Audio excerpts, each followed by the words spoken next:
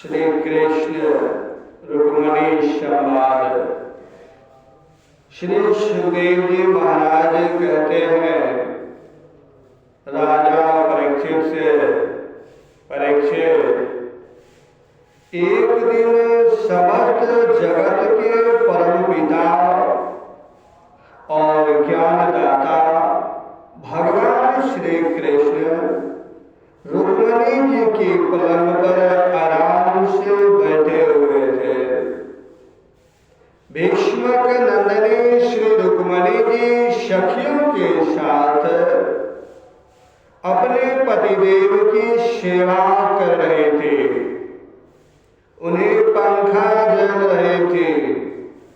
परीक्षित, जो सर्वशक्तिमान भगवान खेल खेल में ही इस जगत की रचना, रक्षा और प्रलय करते हैं, वही अजन्मा प्रभु अपनी बनाई हुई धर्म मर्यादाओं की रक्षा करने के लिए यदुवंशियों में अवतीर्ण हुए हैं।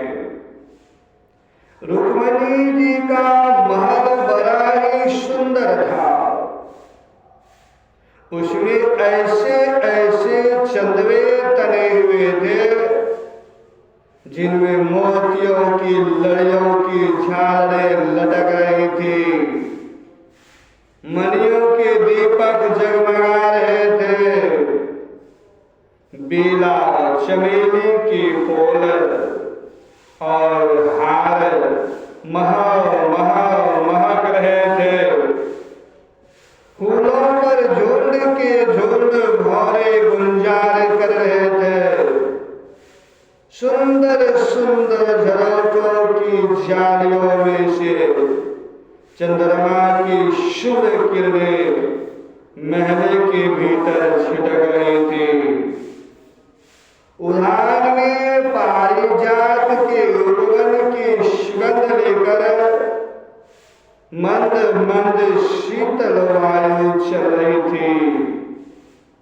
झरोखों की जालियों में से अगर के धूप का धुआं बाहर निकल रहा था। ऐसे महल में दूध के फेन के समान कोमल और उज्जवल बिछौने से युक्त सुंदर पलंग पर भगवान श्री कृष्ण बड़े आनंद से विराजमान थे और रुक्मिणी जी त्रिलोकी के स्वामी को पति रूप में प्राप्त करके उनकी सेवा कर रहे थे। रुक्मिणी जी ने अपनी सखी के हाथ से वह चवर ले लिया जिसमें स्त्री की डांडी लगी थी, जिसमें रत्नों की डांडी लगी हुई थी और परम रूपवती लक्ष्मी रूपनी देवी रुक्मिणी जी उसे दुला कर भगवान की सेवा करने लगी। उनके कर कमलों में जराओ, अंगूठिया, कंगन और चवर शोभा पा रहे थे। चरणों में मणिजटित पायजेब रुन कर रहे थे। अचले के नीचे छिपे हुए स्तनों की केसर की लालिमा से हार लाल लाल जान पड़ता था और चमक रहा था।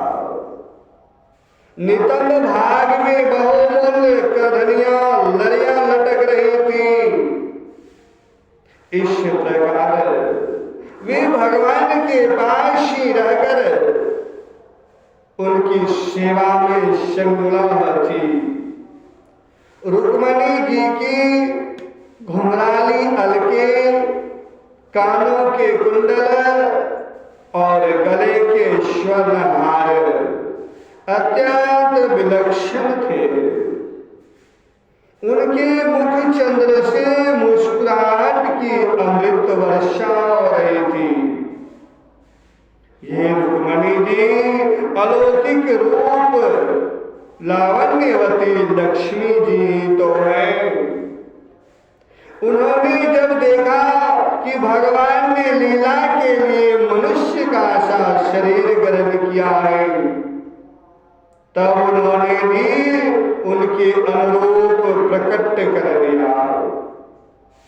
भगवान श्री कृष्ण यह देखकर बहुत खुश हुए कि रुक्मणी जी मेरे परायण है, मेरी अनन्य प्रेयसी है। तब उन्होंने बड़े प्रेम से मुस्कुराते हुए उनसे कहा, भगवान श्री कृष्ण ने कहा कि राजकुमारी, बड़े बड़े नरपति जिनके पास लोकपालों के समान ऐश्वर्य और संपत्ति है, जो बड़े महानुभाव और श्रीमान है तथा सुंदरता, उदारता और बल में भी बहुत आगे बढ़े हुए हैं, तुमसे विवाह करना चाहते थे। तुम्हारे पिता और भाई भी उन्हीं के साथ तुम्हारा विवाह करना चाहते थे। यहाँ तक कि उन्होंने वाग्दान भी कर दिया था।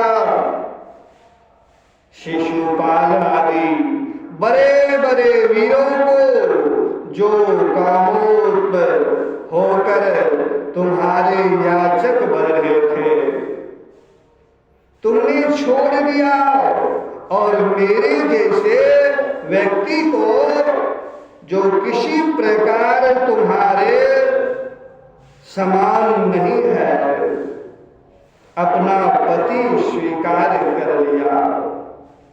ऐसा तुमने क्यों किया? सुंदरी, देखो, हम जरासंध आदि राजाओं से डरकर समुद्र की शरण में आ बसे हैं। बड़े बड़े बलवानों ने हमसे वैर बांध रखा है और प्रायः राज सिंहासन के अधिकार से भी हम वंचित हैं। सुंदरी, हम किस मार्ग के अनुयायी हैं? हमारा कौन सा मार्ग है, यह भी लोगों को अच्छी तरह मालूम नहीं है।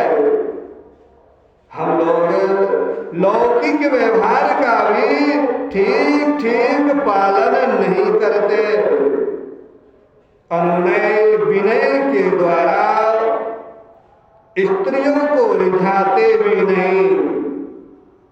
जो स्त्रियां हमारे जैसे पुरुषों का अनुसरण करती हैं, उन्हें प्रायः दुख ही दुख, कलेश ही कलेश भोगना पड़ता है। सुंदरी, हम तो सदा के अकिंचन हैं, ना तो हमारे पास कभी कुछ था और न रहेगा। ऐसे ही अकिंचन लोगों से हम प्रेम भी करते हैं और वे लोग भी हमसे प्रेम करते हैं। यही कारण है कि अपने को धनी समझने वाले लोग प्रायः हमसे प्रेम नहीं करते। अपने को धनी समझने वाले लोग प्रायः हमसे प्रेम नहीं करते, हमारी सेवा नहीं करते। जिनका धन, कुल, ऐश्वर्य, सौंदर्य और आय अपने समान होती है, उन्हीं से विवाह और मित्रता का संबंध करना चाहिए।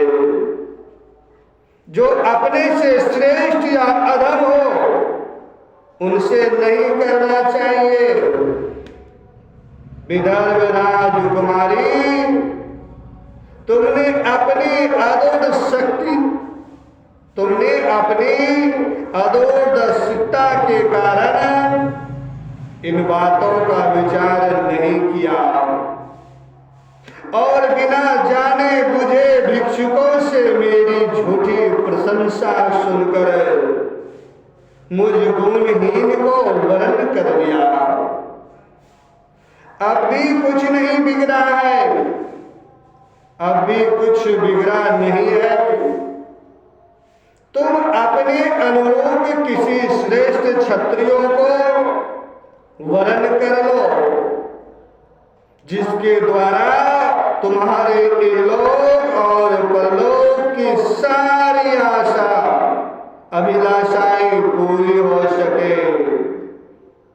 सुंदरी, तुम जानती हो कि शिशुपाल, शाल्व, जरासंध, दंतवक आदि नरपति और तुम्हारा बड़ा भाई रुक्मी सभी मुझसे द्वेष करते थे, सभी मुझसे द्वेष करते थे।